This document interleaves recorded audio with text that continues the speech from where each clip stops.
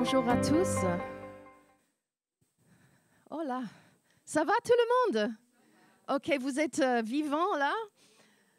Je suis contente. Non mais vraiment, c'est incroyable pour moi quand déjà on va célébrer le dimanche de Pâques la semaine prochaine. Donc la saison de Pâques, c'est maintenant, ça commence aujourd'hui. Aujourd'hui, c'est le dimanche des Rameaux, on va parler un peu de ça. Mais vraiment, je sais que c'est une période assez chargée pour beaucoup d'entre nous, mais je pense que c'est vraiment important de juste prendre une pause et respirer et juste réfléchir un peu aux événements spécifiques de cette période de Pâques. C'est quoi la signification de cette période de Pâques, en fait? Et en tant que croyants, on sait que la mort et la résurrection de notre Seigneur Jésus-Christ, c'est les événements les plus importants de tous les temps même. Et là, c'est pour ça que je veux vraiment vous encourager de venir vendredi saint pour le culte ici. Raphaël va partager quelques pensées. Jésus qui est mort sur la croix pour nous.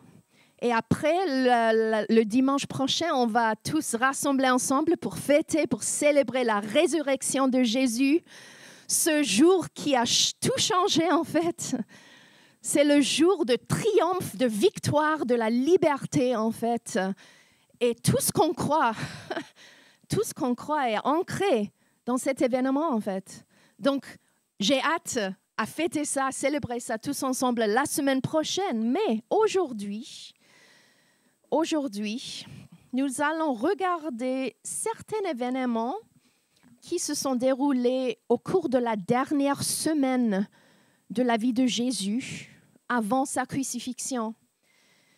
Et bien sûr, nous n'avons pas le temps de tout regarder, parce que si tu lis dans les Écritures, dans les Évangiles, il y a plein de choses qui s'est passées. Je vous invite à lire les passages dans les Évangiles. C'est tellement riche dans la parole de Dieu quand on voit ce que Jésus a fait cette dernière semaine de sa vie avant de mourir sur la croix.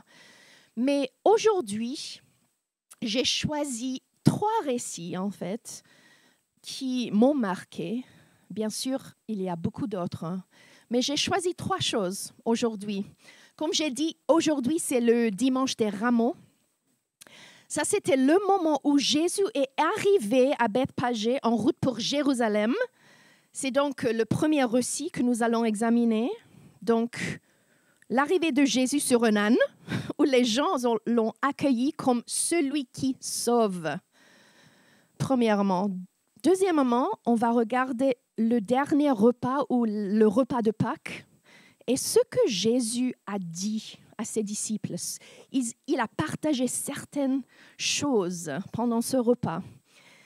Et après, la troisième chose qu'on va regarder vite fait, c'est le jardin de Gethsémane. Qu'est-ce qui s'est passé? Donc, je prie pour que chacun de ces 3 récits touche à nouveau nos cœurs alors que nous regardons Jésus et considérons tout ce qu'il a fait de manière si intentionnelle et stratégique en préparation de ce tournant de l'histoire. Et alors que nous cheminons avec Jésus à travers ces moments qui précèdent la croix, je prie aussi que nous tous, en criant « Hosanna, tu es celui qui sauve » et reconnaissant qu'il est le roi. Deuxièmement, je prie qu'on recevoir ces dernières paroles d'instruction et d'encouragement qu'il a données à ses disciples afin que nous puissions également être fortifiés par elles. Et troisièmement, que nous identifions à lui dans ce moment de profonde angoisse. Et comme lui, choisissons de prier non pas ma volonté, mais que ta volonté soit faite, Père. Donc, on commence avec le premier. Comme j'ai dit, aujourd'hui, c'est le dimanche des Rameaux. Donc, on va le lire dans Luc et aussi un tout petit peu en Matthieu, parce que la langue, c'est un peu différent. Oui, voilà. Donc, Luc 19, l'entrée triomphale de Jésus à Jérusalem, verset 28. Après avoir dit cela, Jésus marcha devant la foule pour monter à Jérusalem. Lorsqu'il approcha de Bethphagée et de Béthanie, vers la colline appelée Mont des Oliviers, Jésus envoya 2 de ses disciples et leur disant « Allez au village qui est en face. Quand vous y serez entrés, vous trouverez un ânon attaché sur lequel personne n'est encore jamais monté. Détachez-le et amenez-le. Si quelqu'un vous demande « Pourquoi le détachez-vous ?» vous lui répondrez « Le Seigneur en a besoin. » Ceux qui étaient envoyés partirent et trouvèrent tout comme Jésus leur avait dit. Comme ils détachèrent l'ânon, ses maîtres leur dirent « Pourquoi détachez-vous l'ânon ?» Ils répondirent « Le Seigneur en a besoin. » Et ils amenèrent l'ânon à Jésus. Après avoir jeté leur manteau sur son dos, ils firent monter Jésus. À mesure qu'il avançait, les gens étendèrent leurs vêtements sur le chemin. Déjà, il approchait de Jérusalem vers la descente du mont des Oliviers. Alors toute la foule des disciples, remplis de joie, se mirent à adresser à haute voix des louanges à Dieu pour tous les miracles qu'ils avaient vus. Ils disaient « Béni soit le roi qui vient au nom du Seigneur, paix dans le ciel et gloire dans les lieux très hauts. » Du milieu de la foule, quelques pharisiens dirent à Jésus, « Maître, reprends tes disciples. » Il répondit, « Je vous le dis, si eux se taisent, les pierres crieront. » Wow! La langue de Matthieu, c'est un peu différente. On va lire Matthieu 21, verset 8. Une grande foule de gens étendirent leurs vêtements sur le chemin. D'autres coupèrent des branches aux arbres et jonchèrent la route.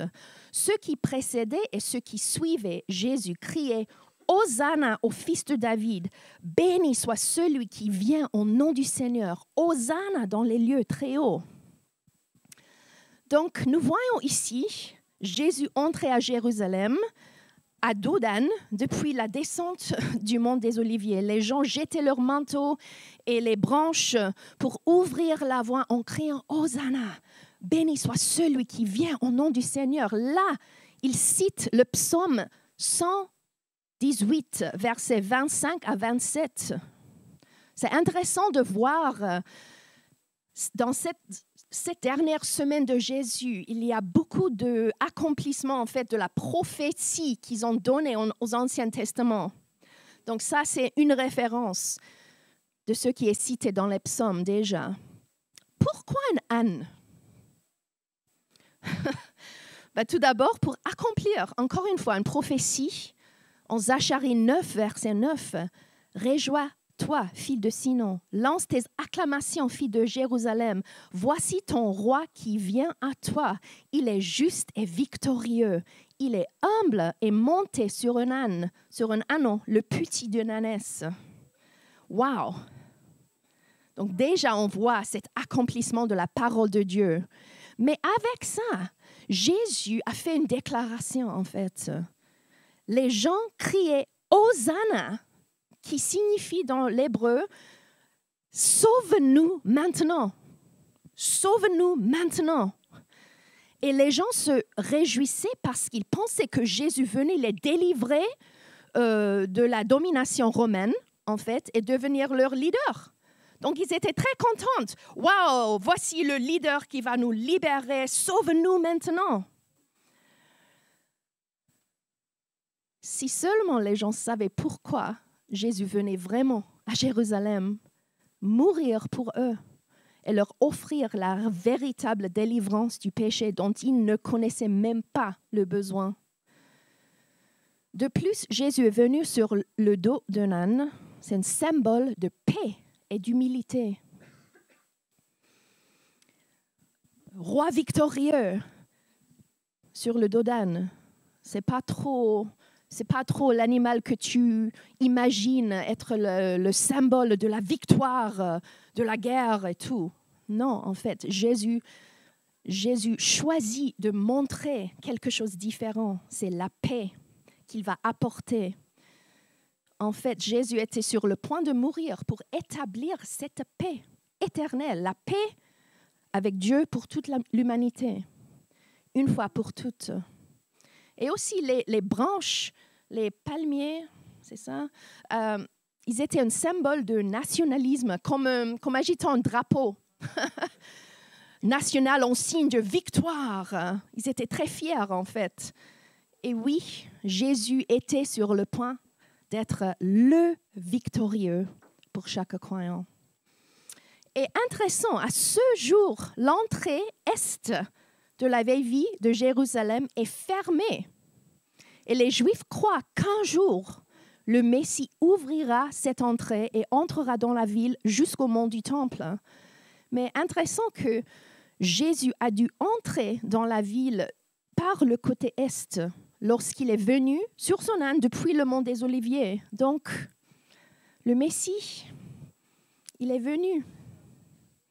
Béni soit le roi qui vient au nom du Seigneur. Béni soit le roi.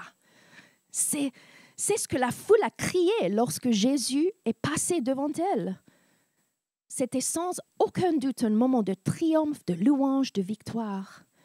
Mais combien de ceux qui le louaient en tant que roi ce jour-là ont tourné le dos quelques jours plus tard et l'ont condamné à être crucifié? Nous avons évidemment l'avantage de le recul en regardant cette histoire du point de vue de ce que Jésus a déjà gagné pour nous sur le croix. Donc, ça, c'est l'avantage de regarder cette histoire. Mais imaginez pour un moment que tu es là, que tu sois là avec la foule. Il est facile de crier « Hosanna » à un moment donné. « Tu es celui qui sauve, tu es le roi des rois. » Mais quand les choses se compliquent ou quand ce que vous espérez semble détruit, comme les gens qui voient leur espoir de délivrance, Jésus, être cloué sur une croix, resterez-vous ferme dans votre déclaration que Jésus est roi et digne de louange? Là, c'est juste quelque chose à réfléchir, à méditer. Et on va passer au point suivant. Donc là, c'était juste le premier récit. Imaginez, tout le monde est en train de recevoir le roi victorieux. Hosanna! Célébration, les gens étaient très contents. On va passer, le deuxième récit, c'est le repas de la Pâque, le dernier repas. La dernière fois que Jésus partage ce repas avec ses disciples. Vous pouvez lire dans les évangiles de Matthieu, Marc et Luc qui en racontent des récits très, très similaires de ce qui s'est passé. Mais Jean, par contre, il ajoute des choses, des détails très spécifiques et intéressants. Et on va les regarder. Mais juste pour situer le texte, le contexte. Donc, c'était l'heure du repas de la Pâque.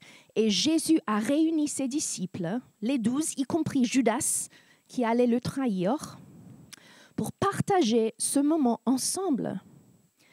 Et Jean dit qu'avant de partager le repas, Jésus leur a lavé les pieds, y compris ceux de Judas.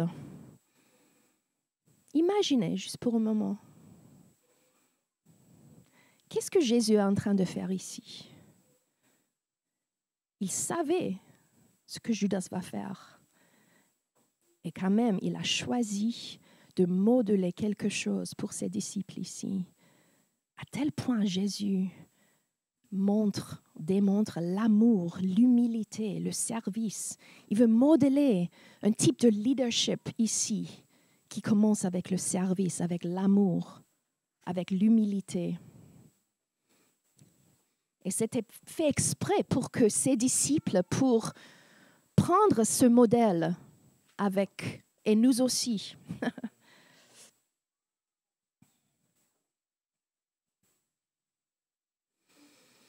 Oui, et habituellement, c'est le serviteur de la maison qui lavait les pieds de personnes qui entraient. Et le fait de savoir que Judas allait le trahir rend cet acte encore plus extraordinaire. Il dit, « Je ne parle pas de vous tous, je connais ceux que j'ai choisis, mais il faut que l'Écriture s'accomplisse.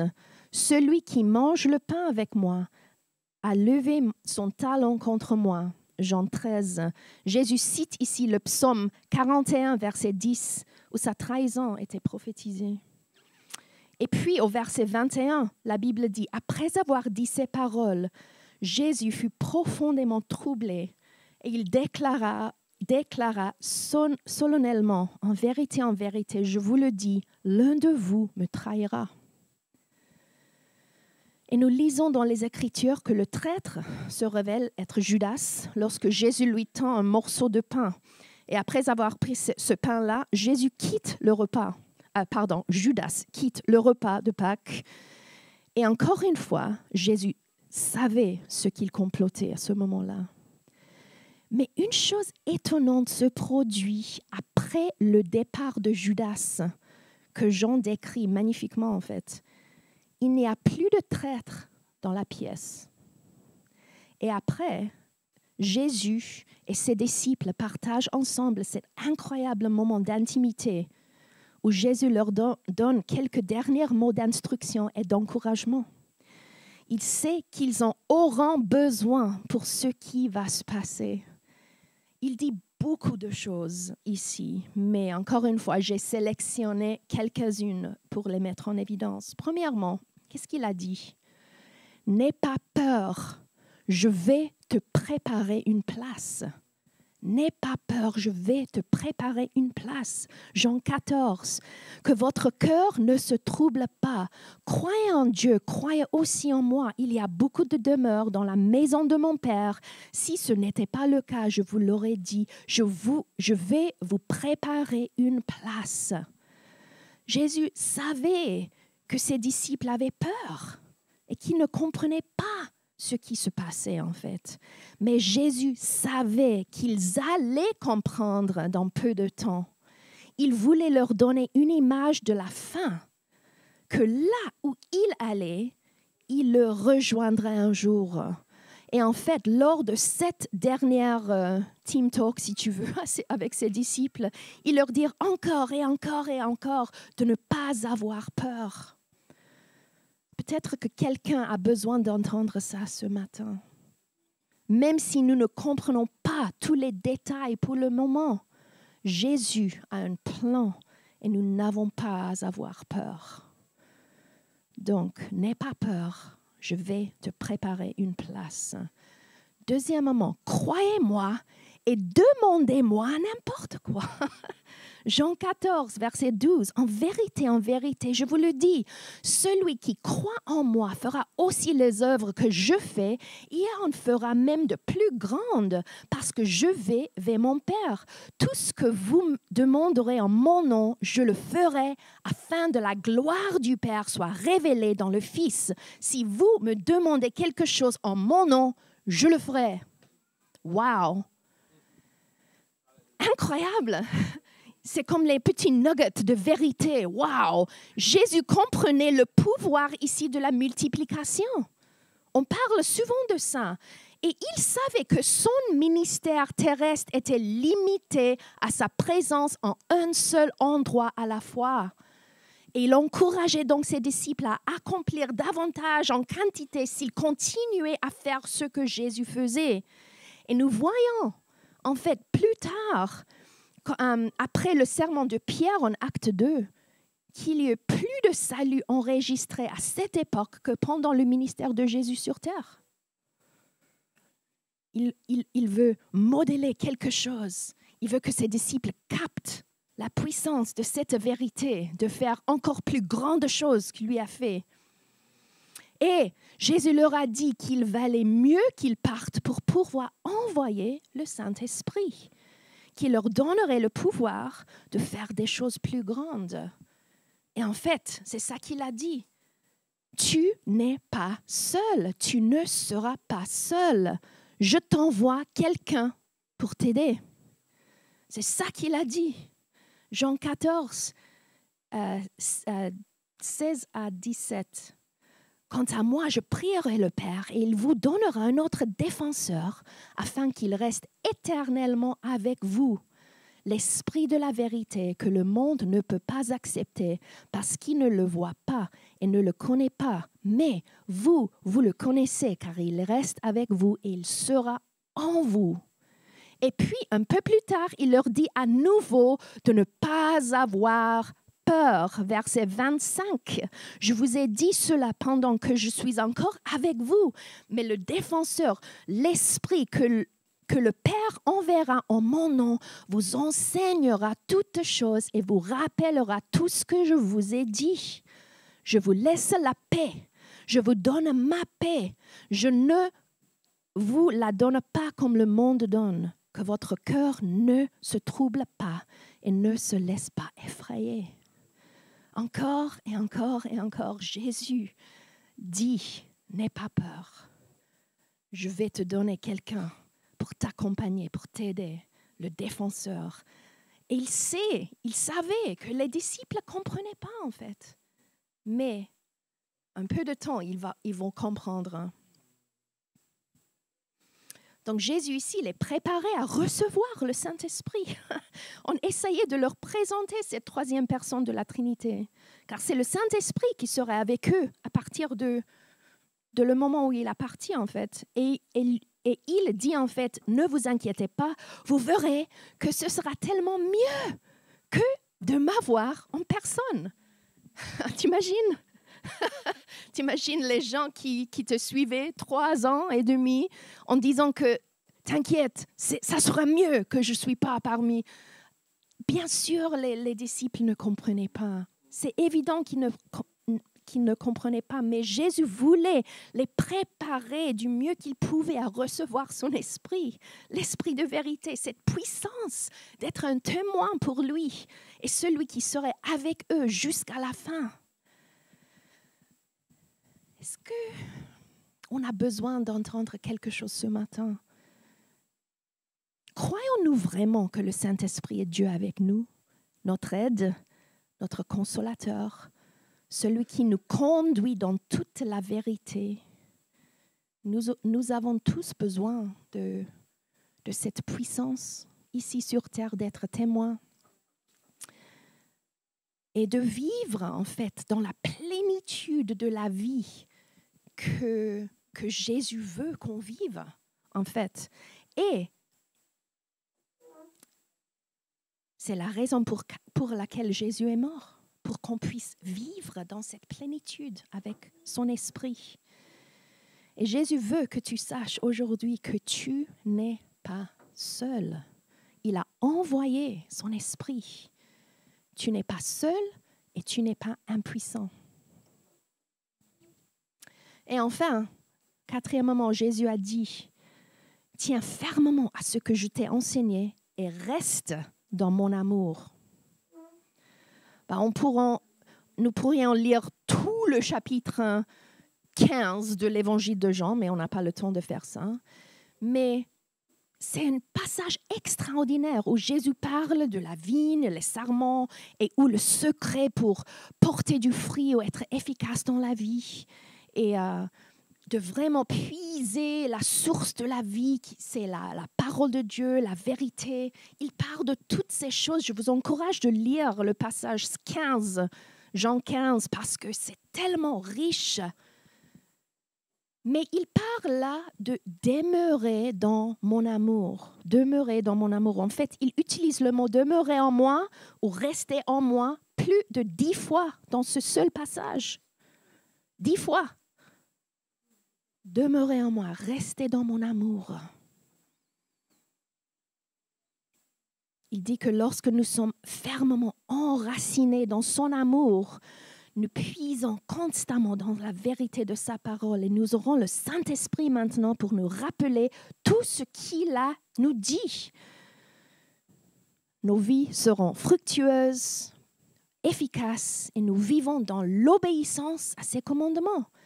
Évidemment, je paraphrase, mais allez le lire. Jésus partage beaucoup de choses avec ses disciples en ce moment d'intimité, le rappelant des vérités essentielles qui les soutiendront. En fait, il dit en Jean 16 qu'il y a beaucoup d'autres choses qu'il aimerait dire, mais que ses disciples ne seraient pas capables de toutes les comprendre ou supporter maintenant. Il dit qu'il devra faire confiance au Saint-Esprit pour le faire après son départ. Tu peux le lire en Jean 16. Voilà, je voulais juste capter un peu de ces vérités que Jésus a partagées avec ses disciples dans ce moment d'intimité après le départ de Judas, en fait. Et j'espère qu'on va capter son cœur et les instructions et les encouragements aujourd'hui. Donc, nous allons passer au dernier récit. Le troisième, c'est le jardin de Gethsémane. En fait, c'était juste après ce dernier moment avec ses disciples qu'il instruisait, encourageait. Et Jésus se rendit au mont des Oliviers, comme il en avait l'habitude. Mais cette fois, il s'arrêta dans un jardin à Gethsémane, au pied du mont des Oliviers.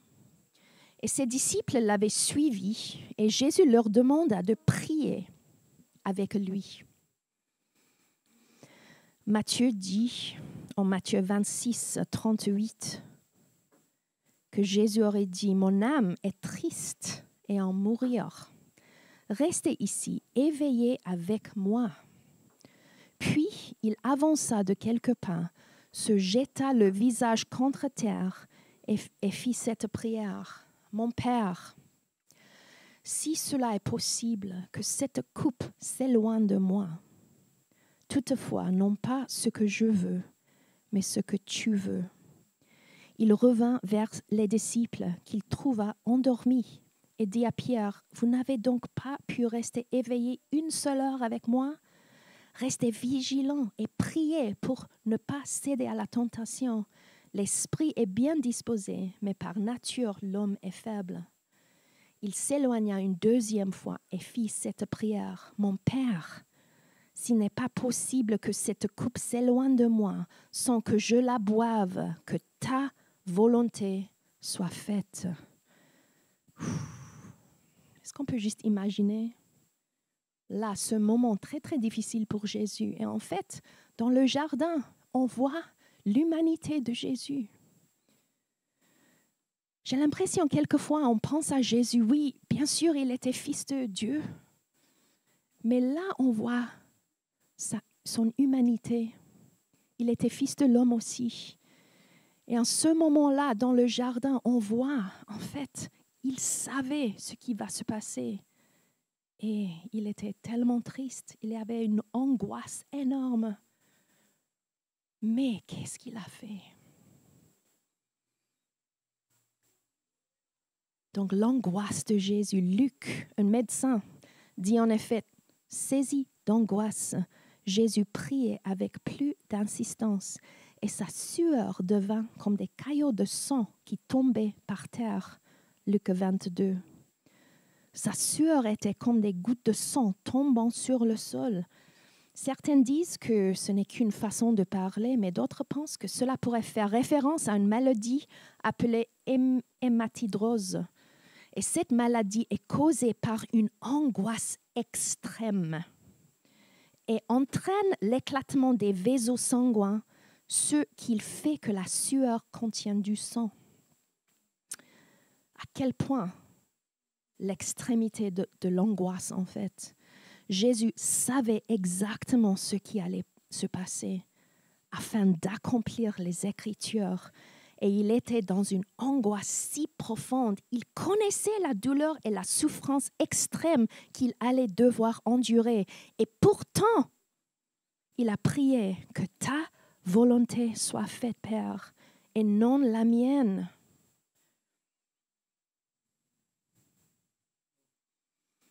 Et nous voyons ici, même lorsque les disciples n'étaient même pas capables de prier avec lui, comme il leur avait demandé, ces hommes qui venaient de lui juraient l'allégeance et disant qu'ils le suivraient où qu'il aille, ils n'ont même pas pu rester éveillés une heure avec lui dans ce moment de profonde détresse.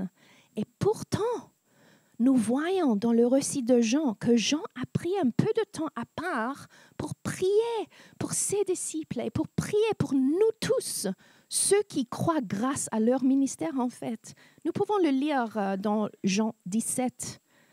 Ainsi, même lorsque nous manquons de foi, Dieu est fidèle. Il intercède pour nous. Il a promis de ne jamais nous quitter ni de nous abandonner. Merci Jésus.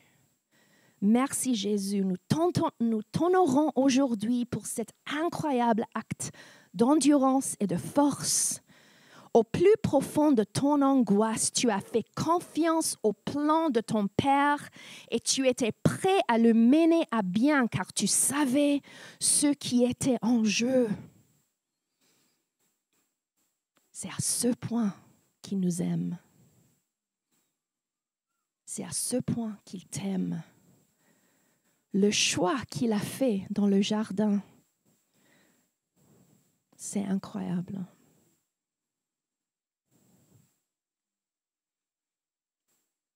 Tu sais, il y a tellement plus à dire, mais je vais laisser l'histoire en suspens un peu, à suivre pour vendredi.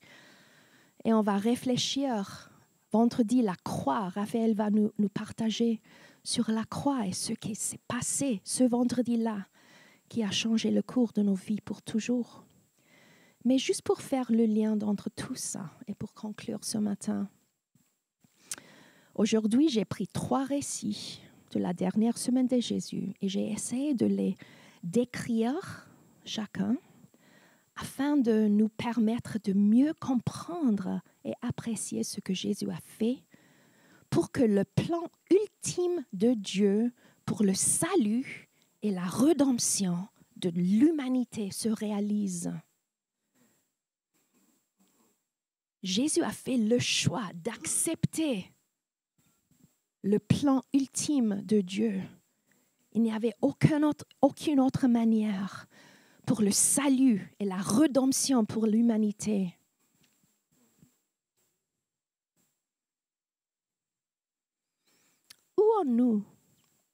Où en sommes-nous dans ces récits? Pouvez-vous vous identifier l'un d'entre eux? Donc on a vu le premier avec la foule, l'entrée de Jérusalem, tout le monde crie « Hosanna ». On a vu le repas avec ce moment intime avec Jésus, avec les instructions, les encouragements. Et on a vu ce moment avec Jésus dans le jardin. Tellement, c'était lourd, ce moment pour Jésus. Donc, si tu penses à ton marche avec Dieu, il y a un moment de salut, de célébration. Ce moment où tu donnes ta vie à Jésus. Amen. Le moment que tu cries « Hosanna, sauve-moi !» Tu es celui qui sauve, tu es le roi. Je te donne ma vie. Il y a un moment de célébration, de louange. Amen. En fait, pendant qu'on a prié ce matin pour la France, ce moment où Anthony nous conduit dans la louange, j'ai vu cette image que Jésus fasse son entrée. Et tout le monde était en train de crier « Hosanna, béni soit le roi qui vient au nom du Seigneur ». C'était un moment de célébration. Alléluia, pour le salut, pour accomplir le plan de Dieu. Et peut-être tu as besoin de faire ce pas aujourd'hui. Jésus est le grand roi qui est venu nous sauver.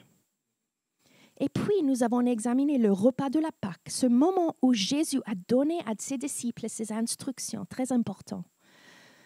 C'est presque comme si c'était un peu comme le processus de discipulat, en fait, dans nos vies. Tu peux voir ça?